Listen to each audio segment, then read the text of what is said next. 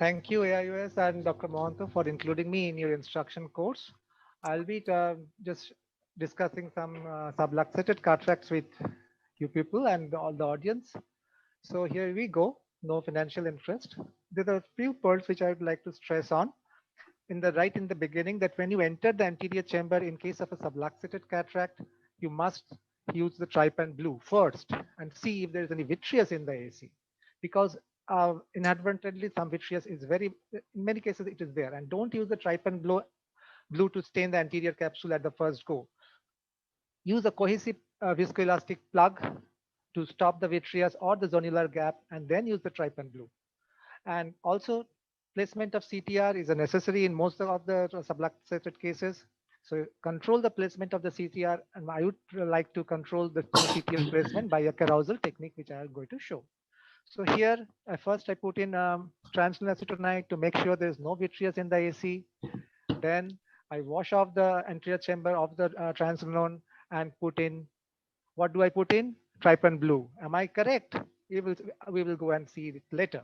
So under the cover of high molecular weight viscoelastic, to prevent an Argentinian flag sign, I do a smaller type of a rhexis here. Support the subluxated lens with MST capsular hooks.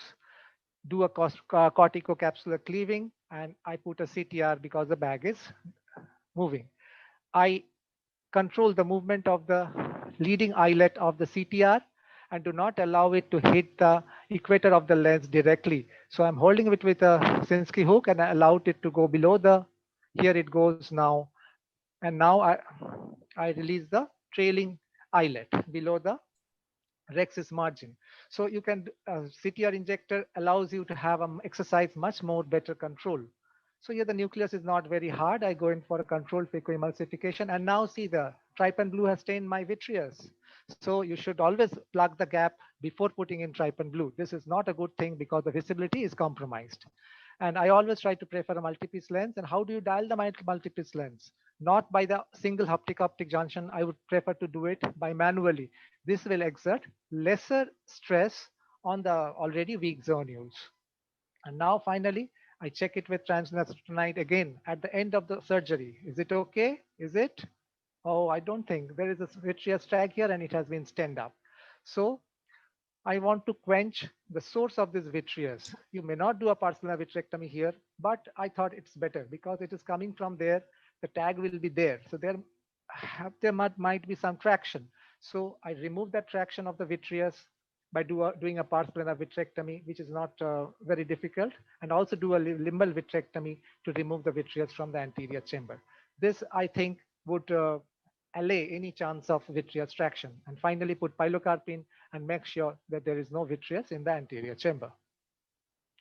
Now you see there's about 180 degree of subluxation. I make a scleral flap here beside parallel to the area of subluxation because I plan to place a fixation device here because it has to be placed.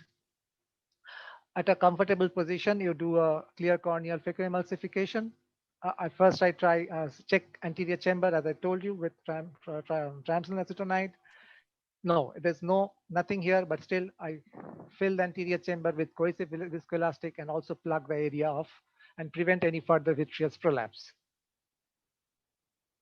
A careful rhexis is being done.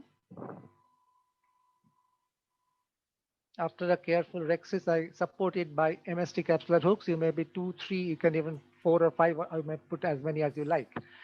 And here also I am supporting the leading eyelet of the CTR and supporting it and preventing it from hitting the capsular equator directly.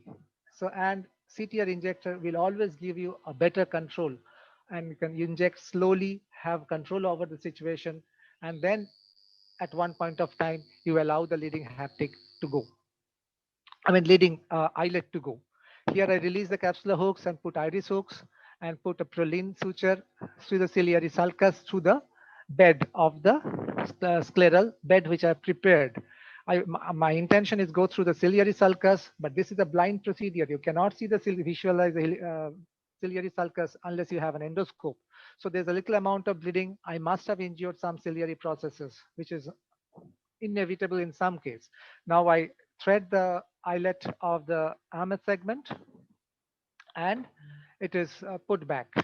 I mean, now our 26 gauge bent needle is being negotiated through the bed, and the needle is docked in the lumen of the needle, and it is taken out through the bed. Now the Ahmed segment CTR, is being negotiated slowly into the capsular bag, and after you place it at the equator, you titrate the position. Now you draw the sutures out from the bed of the scleral flap and place it in proper position, and you can have the knot on the sclera behind the scleral flap, so the knot is not exposed. Here I prefer to put the IOL in the sulcus, multi-piece IOL in the sulcus, because I'm not very confident of myself, because I might damage the bag. So I cover it up with conjunctiva and check the anterior segment finally, which is free of any vitreous. Now again, here you see there's a subluxation here, and so there's a high suspicion, and yes, there's so much of vitreous has come into the anterior chamber. If we had put in triamcinolone acetonide first, we would have been here. I have been marked the shaft of the vitrectomy cutter, 23 gauge vitrectomy, here the mark, because I want to go from here to here blindly. So I will introduce the cutter here, pars plana vitrectomy cutter, which is through the trocar, and I will go right up till here with the cutting port facing the optic disc. So I have gone up till here. I'll stop here. I won't go any further. With the irrigation in the anterior chamber, with the cutting on, you see that the vitreous, which has prolapsed in the anterior chamber, will go back through the gap in the zonules. You can see the cutter there. And now you can plug and stain the anterior capsule. Here's a small video showing the carousal technique.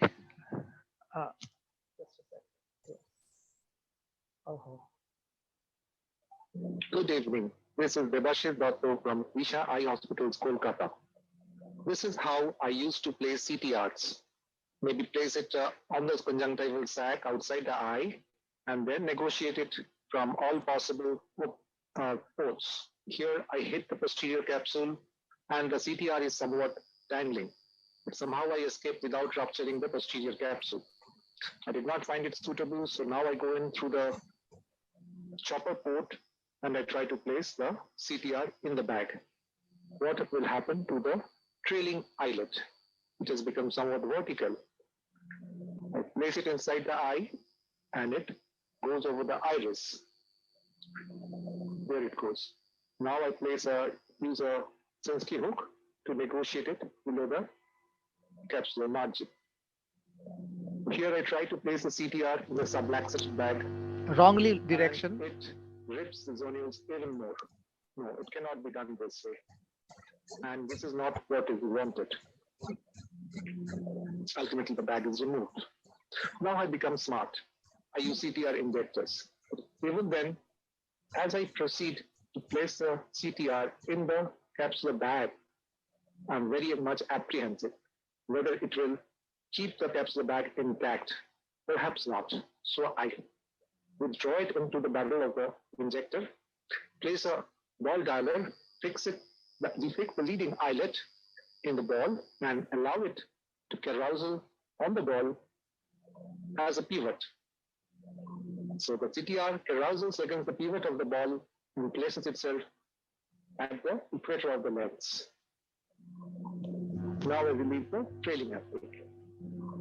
Here I use a Sinskey hook, hold it, and in the case of a traumatic cataract with dialysis, and now I let go, and there you see the CTR gradually unfurling inside the bag. This is a vitrectomized eye.